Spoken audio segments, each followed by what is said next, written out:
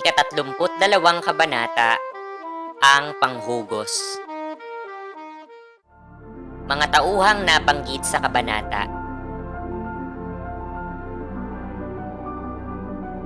Talasalitaan.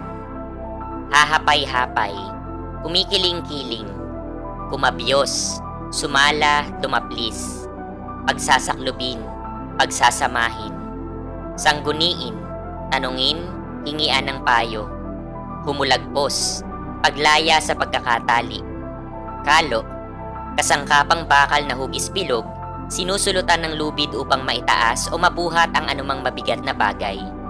Eskribano, isang opisyal na may tungkuling mag-record o magsulat ng mga dokumento.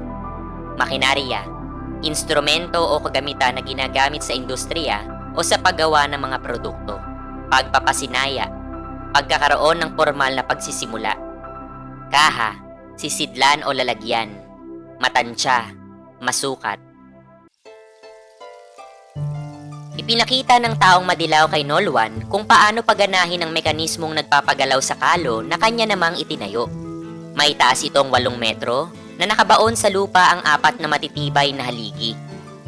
Malalaking lubid ang nakasabit sa mga haligi kaya't matibay at matayog ang pagkakagawa nito. Sa itaas naman, may bandilang may iba't ibang kulay na nakawagayway.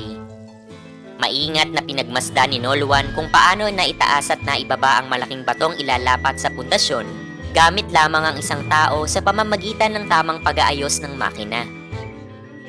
Namangha siya sa husay ng taong madilaw at nagbulungan naman ang mga taong nakapaligid sa kanila bilang papuri.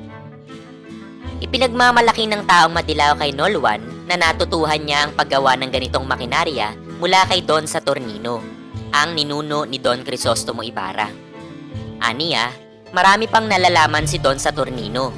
Hindi raw ito mahilig mamalo o magbilad sa araw ang kanyang mga tauhan at biyasa rin ito sa paggising ng mga natutulog at pagpapatulog din ng mga gising.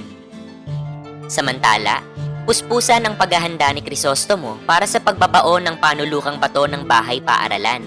Sa ilalim ng maraming itinayong habong, sagana ang pagkain at inumin na inihanda para sa mga panauhin na isa-isang sinusundo ng banda at musiko. Ang mga guro at mag-aaral ang nag-asikaso ng almusal. Nagsimula si Padre Salvi sa pagbabasbas, suot ang damit na pang-okasyon. Inihanda na rin ang mga mahahalagang kasulatan, mga medalya, salaping pilak, at mga relikya sa isang kahang bakal na pagkatapos ay ipinasok sa isang bumbong na yari sa tingga. Hindi naman kumukurap si Elias habang pinagmamasdan ng taong madilaw na may hawak ng lubid na nakakabit sa isang kalo. Ang kalo ay may tungkuling magtaas at magbaba ng batong ilalapat sa pundasyon. Sa gitna ng bato ay may uka kung saan ilalagay ang bumbong na tingga. Bago simula ng pagpapalitada, nagtalumpati muna sa wikang Kastila ang alkalde. Kasunod nito, isa-isang bumaba ang kura, ang praile, mga opisyal, ilang mayayamang panauhin at si Kapitan Tiago upang saksihan ng pasinaya. Dahil naman sa biro ni Kapitan Tiago at paghimok din ng alkalde, napilitan ding bumaba si Crisostomo. Sakto nang nasa ibaba siya nang biglang humulagpos ang lubid sa kalo. Gumuho ang buong estruktura at lumipad ang makapal na alikabok.